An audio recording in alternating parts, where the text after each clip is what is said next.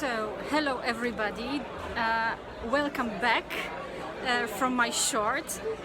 This congress which I was talking during my short is a congress which is organized by Social Liberal Party, which I am a lead, I am a member, in Dutch is lead. It's the only party which is really was defined as a party, education party, because it's a party which invests in education. And that was also my choice, why I joined the education and why I joined education and also joined this party. And I'd like to actually in this vlog, since I have some quite good time, I'd like to tell you more about highlights right away being here at this event. That event itself is organized in Amsterdam Rai, and it's organized with very different politicians. I'm really glad that Minister of Higher Education, Robert Dijkhoff, was actually in one of the sessions during this Congress. And I had a chance to shortly ask him very short question, although the room was full of people which want to share their experience. There have been a lot of teachers, a lot of students, and this was quite important session for me because a lot of things regarding investing in education and what are the challenges nowadays for not only MBO, so very different school levels or education levels, not only for MBO but also from hogeschool, so hoger onderwijs, meaning higher education, VO, that's university, representing universities, can be done, and what are the challenges. And interesting what was presented by one of the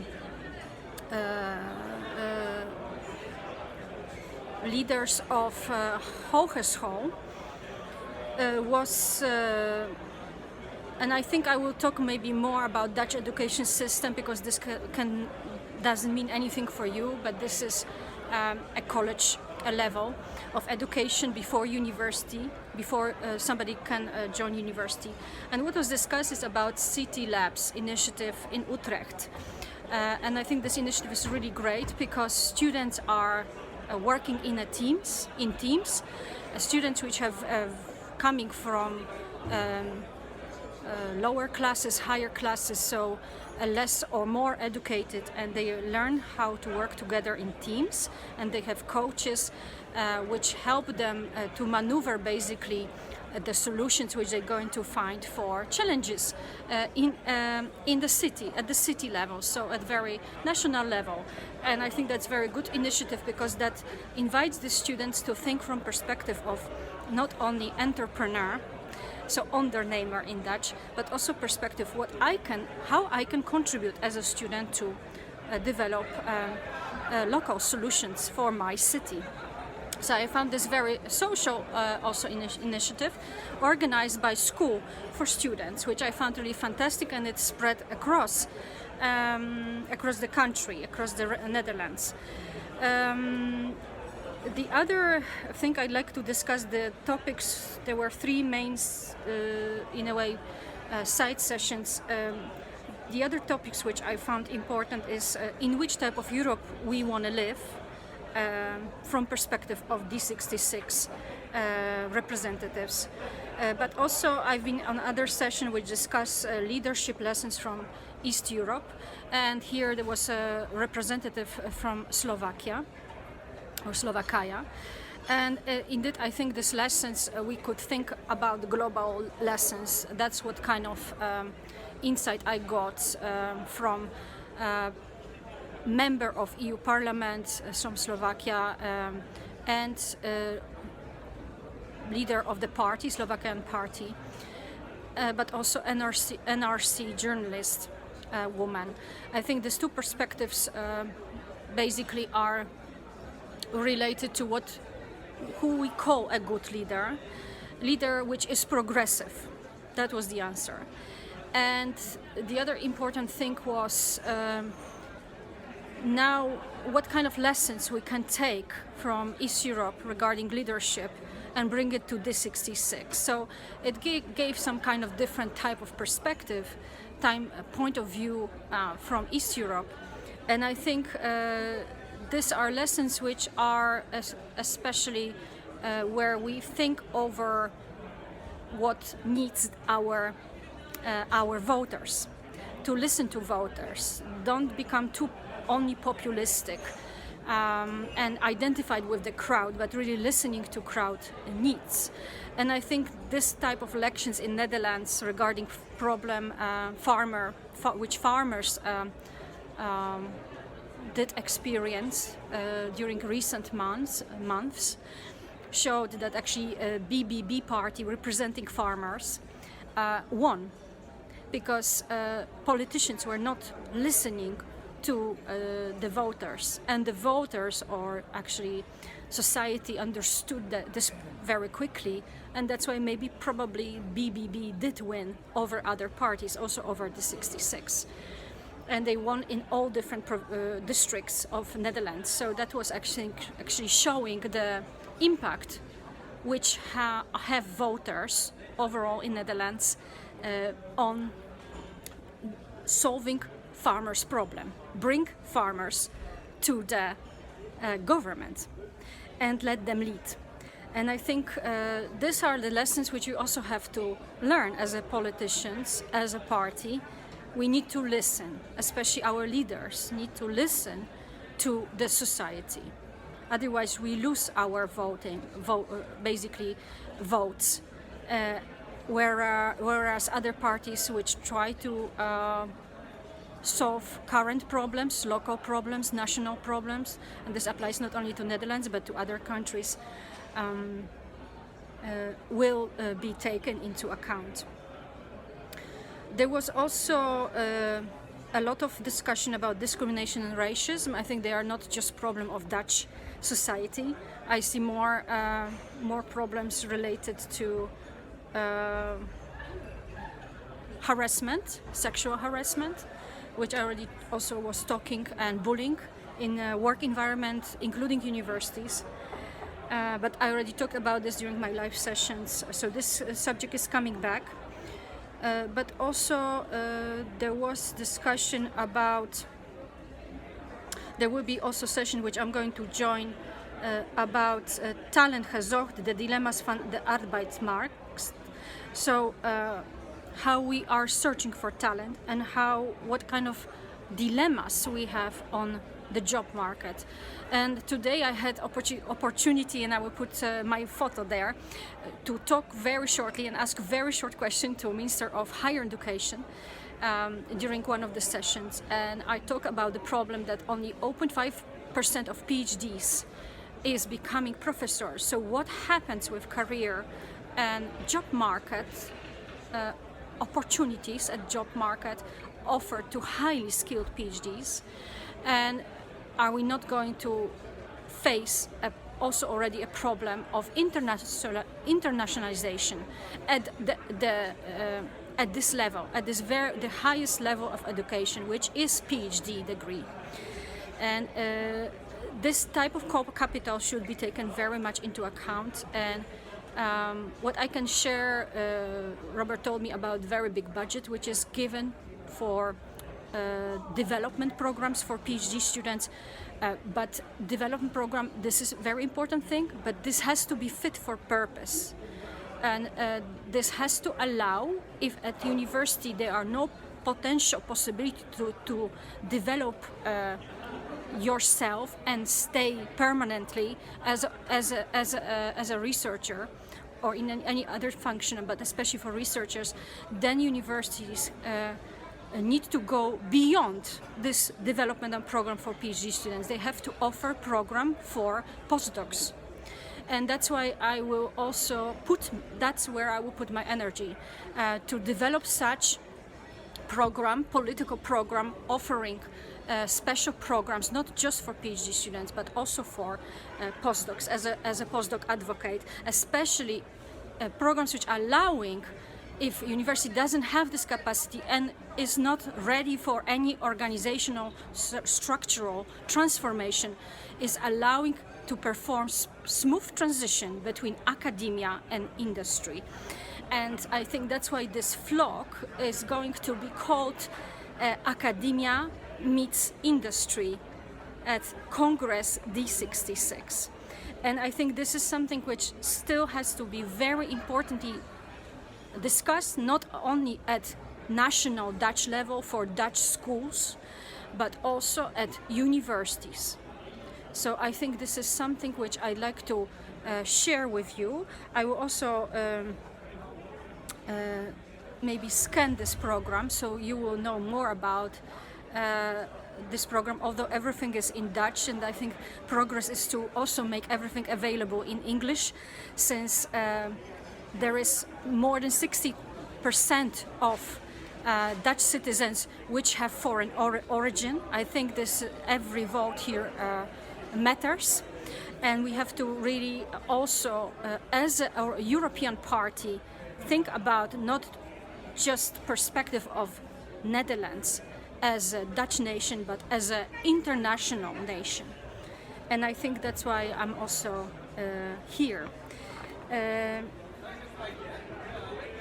I think the other thing which I'd like to share with you, there are sessions now about, I will join this session about talent.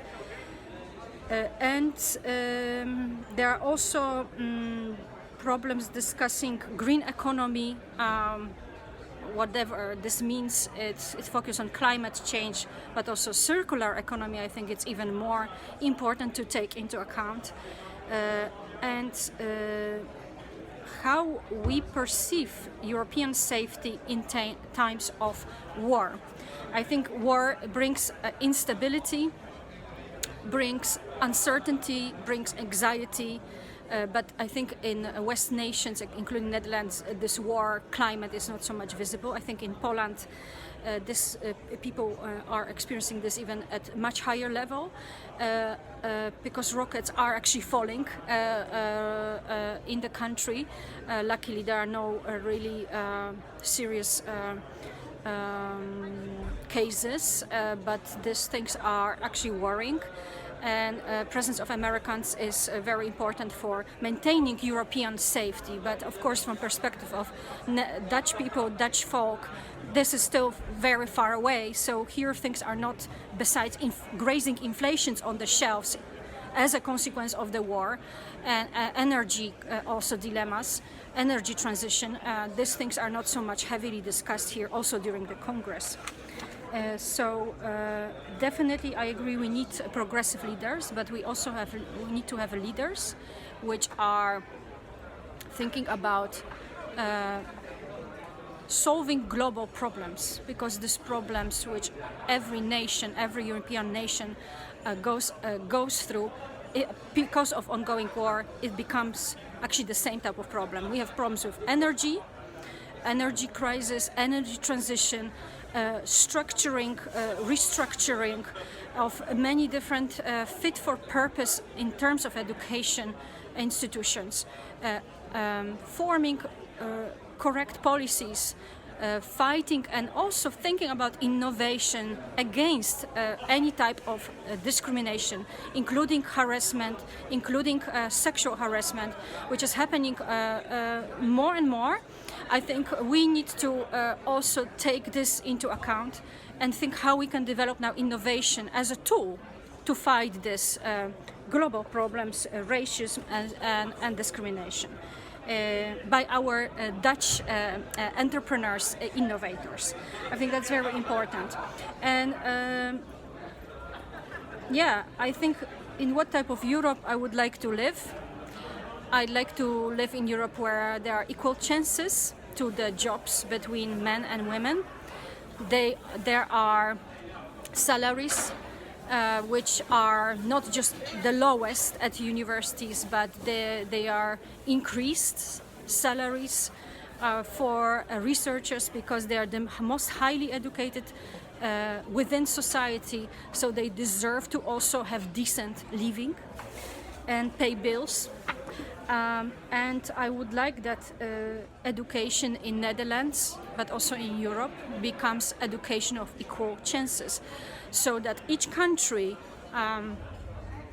does have a gate for international people and not stopping them by introducing language barrier, so that we have English as education language. It's also scientific common language. So I would like to see Europe from this perspective as a country of equal chances. And this is not only coming for students, but this is also coming for starting from very small children.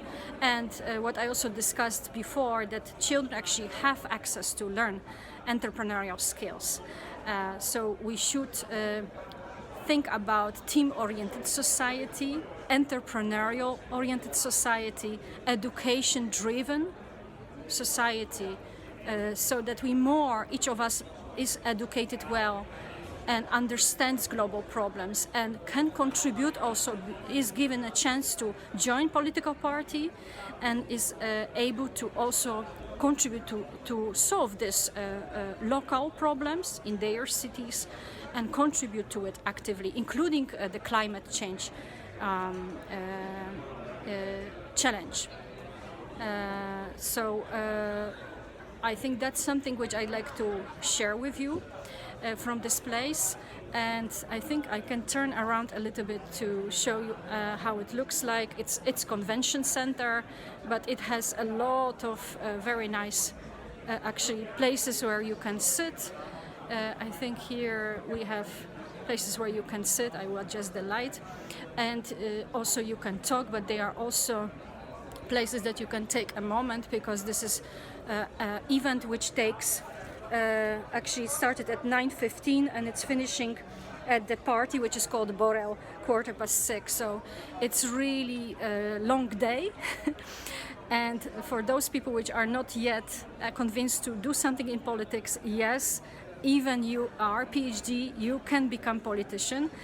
Look at all different type of politicians which were before scientists. Ronald Pastek, Robert Dijkhoff, but also Angela Merkel was also a physicist before.